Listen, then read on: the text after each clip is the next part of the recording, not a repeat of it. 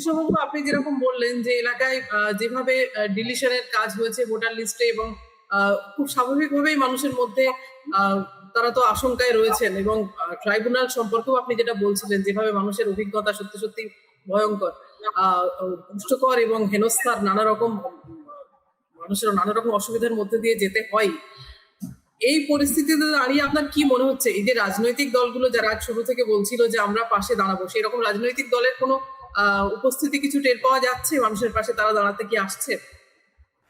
সেটি হচ্ছে একদম, আমরা তো মতুয়া গড়ের একটি চিত্র নিতে চেয়েছিলাম।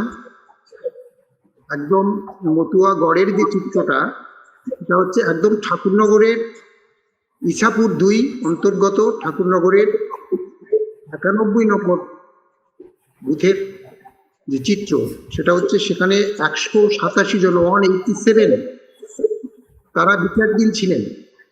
তার মধ্যে মাত্র 3 জন পাশ করতে পেরেছেন, অর্থাৎ 184 জন বাদ চলে গেছেন।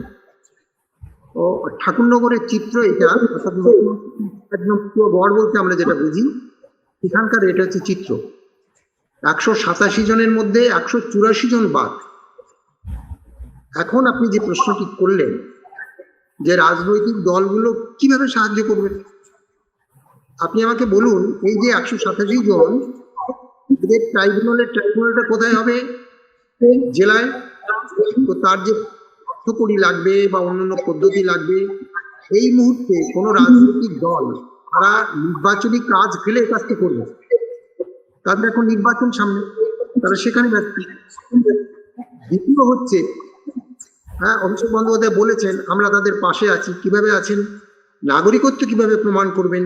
কারণ প্রশ্নটা তো নাগরিকত্ব প্রমাণের। আর এই যে যারা এই মতুয়াগড়ের কথা বললাম, এদের যদি সিএ করতে হয়, তো আমরা দেখেছি যে শান্তনু ঠাকুর প্রমুখ যে সার্টিফিকেট দিয়েছে, সেই সার্টিফিকেটের কোনো মূল্য নেই, তাতে কিন্তু সিএ পাস করছে না।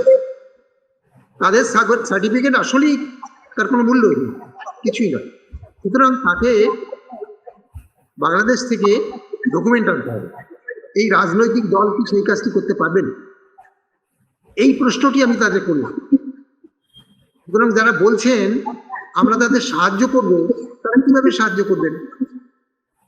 এটা তো অন্য কিছু ব্যাপার নয় যে ঝড়ে ঘর পড়ে গেছে, আমি দুটো খুঁটি কিনে দিয়ে আসলাম, বাঁশ কিনে দিয়ে আসলাম, এটা তো তা নয়।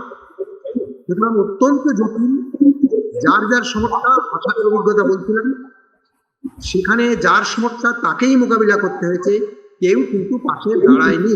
খুব ব্যতিক্রম একটু সমস্যা হয়তো তারা চেষ্টা করেছেন, এখানেও হয়তো সেটা হবে, কোনো কোনো সংগঠন চেষ্টা করবেন, এখানেও করছেন, সিএতে অ্যাপ্লাই করলে কেউ কেউ সাহায্য করছেন। কিন্তু পূর্ববাংলার যে তথ্য, সেই তথ্য কিন্তু কেউ সাহায্য করতে পারেন না। এই ভয়াবহ চিত্র আমাদের সামনে আসছে। আমরা আগামীতে আরো, এখনো তো 31 লক্ষের নাম বিচারাধীন রয়েছে, তাদের চিত্র সামনে এলে আমরা পরিষ্কার বিষয়টা আরো বুঝতে পারবো। সোফিয়া, কৃষ্ণবাবু যেটা বললেন সেটা তো একদম খুব সত্যি কথা। যারা এখন বলছেন রাজনৈতিক দলগুলো যদি বলে যে আমরা যারা বাদ পড়ছে তাদের পক্ষে আছি, সেটা বলছে কিন্তু তারা এই ভোটে যারা ভোট দিতে পারবেন তাদের মন জয় করার জন্য। এই ভোটটা কিন্তু হবে যাদের নাম ভোটার তালিকায় থাকবে তাদের নিয়ে, যাদের নাম বাদ পড়েছে তাদের নিয়ে নয়। যেহেতু আজ থেকে আজকে হচ্ছে 24 তারিখ, মানে আজকের থেকে 1 মাসের মধ্যেই প্রথম দফায় ভোট হয়ে যাবে। 29শে এপ্রিল হচ্ছে দ্বিতীয় দফার ভোট। মাত্র 1 মাস কয়েকদিন সময় আছে। এখন কোন রাজনৈতিক দল যার নাম বাদ পড়েছে তাকে তার পাশে দাঁড়াবে, তার জন্য সময় দেবে, এটা হতেই পারে না, কেউ করবে না। তারা এখন যাদের নাম রয়েছে তাদের নিয়ে ভোটে জিততে ব্যস্ত থাকে। এবং আমি আগেই বললাম যে ট্রাইব্যুনাল ব্যাপারটা অত্যন্ত, যেটা কৃষ্ণবাবু বললেন আসামের অভিজ্ঞতাও রয়েছে, এবং আমি বললাম যে হাইকোর্টে বিচারপতিরা বসবেন, তাদের বসার জায়গা ঠিক করতেই আর 1 সপ্তাহ লাগবে আমার খাওয়া। অনেক জটিল পুরো ব্যাপারটা হয়ে গিয়েছে। বহু মানুষের নাম বাদ পড়েছে, এবং আরো যখন দ্বিতীয় দফার লিস্ট বেরোবে বা পরবর্তী লিস্ট বেরোবে তখন আরো জানা যাবে। আমরা শুধু একটাই জিনিস আমি আশা করব যে এই 60 লক্ষ যে বাদ রয়েছে তাদের প্রত্যেকের নিষ্পত্তি অন্তত হ্যাঁ হোক না হোক আছে কি নেই সেটা প্রথম দফার নমিনেশন দাখিলের আগেই হয়ে যাবে, যাতে অন্তত এরা জেনে যান, জানতে পারে যে কার নাম আছে কার নাম নেই। আর পার্সেন্টেজের যে আলোচনা যেগুলো আমরা করলাম, কোথায় কোনগুলো বাদ গেছে না গেছে, এগুলো সবগুলোই তো আমরা শুধু অ্যানেকডোটাল এভিডেন্স দিয়ে আলোচনা করলাম। মানে কুবিল কৃষ্ণবাবু 3-4টে বুথের কথা জানেন, অমিত সাহেব 2টো জেলার কথা ভালো জানেন, আমি কয়েকটা নির্দিষ্ট বুথের কথা, নির্দিষ্ট এলাকার কথা জানি, বুথ ভিত্তিক এলাকা ভিত্তিক কথা জানি। এগুলো দিয়ে তো এগ্রিগেট পুরো ছবিটা তো আসছে না। পুরো ছবিটা আসার জন্য যে ট্রান্সপারেন্সি দরকার সেটা দেখাচ্ছে না, আমি বারবার বলছি।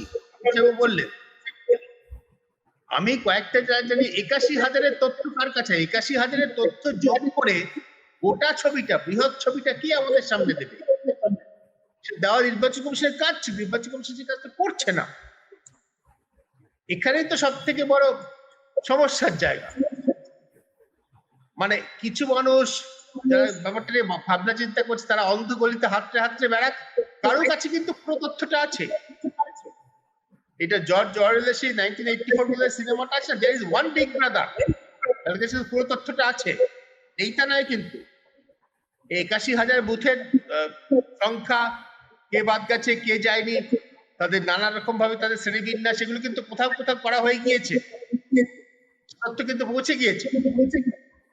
এটা সামান্য কয়েক মিনিটের কাজ, কয়েক ঘন্টার কাজ এই পুরো তথ্যটাকে বিশ্লেষণ করা।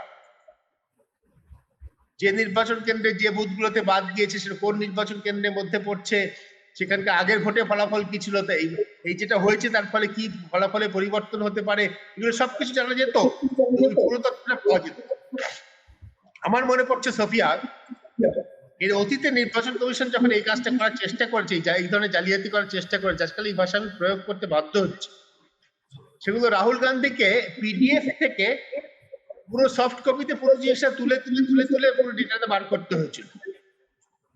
দেশের বিরোধী দলনেতা তিনি চেয়েছিলেন আমাকে শুধু মহারাষ্ট্রে 5 মাসের ব্যবধানে 2টো ভোট হয়েছিল, লোকসভা নির্বাচন, বিধানসভা নির্বাচন, তিনি চেয়েছিলেন এই 2টো ভোট যারা দিয়েছেন ভোটার লিস্টের সফট কপিটা আমাকে দাও। সেটা নির্বাচন কমিশন দেয়নি। কাগজের তালিকা থেকে তৈরি করে তাকে সফট কপি তৈরি করতে, টুকে টুকে টুকে টুকে তাকে সফট কপি তৈরি করতে হয়েছে, যে কারণে আবার বলা দরকার এই সফট যে তার রাহুল গান্ধীর তৈরি করা কপি আদালতে গ্রহণযোগ্য নয়, এটা হচ্ছে সেকেন্ডারি এভিডেন্স। এইভাবে প্রাতিষ্ঠানিকভাবে জালিয়াতি করার চেষ্টা করা হচ্ছে। এর বিরুদ্ধে সকলের সজাগ হওয়া দরকার, সোচ্চার হওয়া দরকার। এটুকু আমার হচ্ছে আজকের দিন।